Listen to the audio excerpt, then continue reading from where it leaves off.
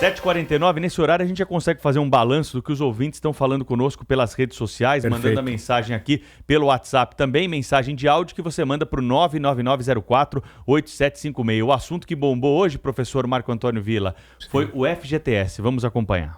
José Arnaldo de Araraquara, São Paulo. Professor, por que toda vez que fala na liberação dos saques do FGTS, o setor da construção civil reclama muito? Luiz Fernando, da região da saúde. Ninguém usa R$500 para sobreviver durante o período de desemprego.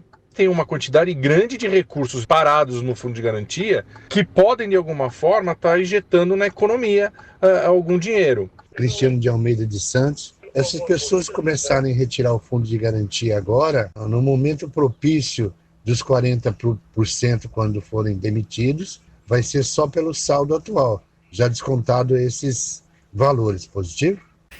Os ouvintes fizeram um belo resumo, né? É isso, é o que vocês colocaram, esse conjunto de questões, de problemas sobre uma medida não estudada, porque nem o presidente da República disse ontem, em certo momento, acho que logo cedo, ele não tinha certeza ainda disso, inclusive dos valores. Então é tudo meio de improviso para tentar ganhar popularidade, já que a sua popularidade está em queda, né? E a desaprovação não para de aumentar, uma economia estagnada. Em vez de você pegar esse conjunto de recursos do Fundo de Garantia e investir para daí gerar emprego e todo efeito multiplicador de investimentos corretos e bem feitos através do Estado, vai fazer uma medida dessa do populismo mais rasteiro, mais primário. O que o país precisa é sair da estagnação econômica que vive e enfrentar esse gravíssimo problema de milhões de desempregados. Se você somar os desempregados com aqueles que não procuram mais emprego, tal, você tem cerca de 1/4 da força de trabalho desempregada. E você vai, evidentemente, e o país estagnado. Mas o governo não tem a mínima ideia.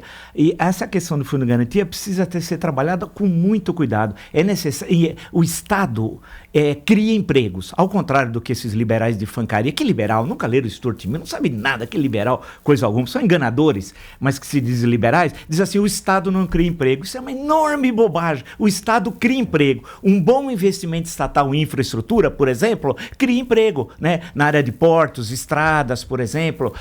Você não vai ter uma construtora que não vai contratar pessoas e essas pessoas não vão demandar do comércio, não vão gastar o dinheiro, não vão fazer isso. Isso vai gerando empregos, não tem um efeito multiplicador? Claro que tem. O grande agente econômico transformador da história do Brasil nos anos dourados, de 1930 a 1980, foi o Estado, porque sem ele nós estaríamos ainda produzindo café e vendendo café e pronto. Seríamos um imenso cafezal. Então a questão que se coloca é o seguinte: é necessário ter política econômica, e o governo não tem política econômica, vive do varejo, de pequenas medidas, porque, algo que nós já dissemos aqui, nada contra pessoal ao Paulo Guedes, mas ele não tem visão macro da economia, ele não conhece o Brasil, ele veio de Chicago, ficou lá em Chicago, muito bem, tal, onde fraudaram as eleições de 1960, quando o Kennedy ganha, foi uma fraude danada em Chicago, junto com os mafiosos, etc., né? Só lembrar a trágica história da eleição de 60, que ele ganha do Nixon roubado, isso está comprovado, mas ficou estudando lá,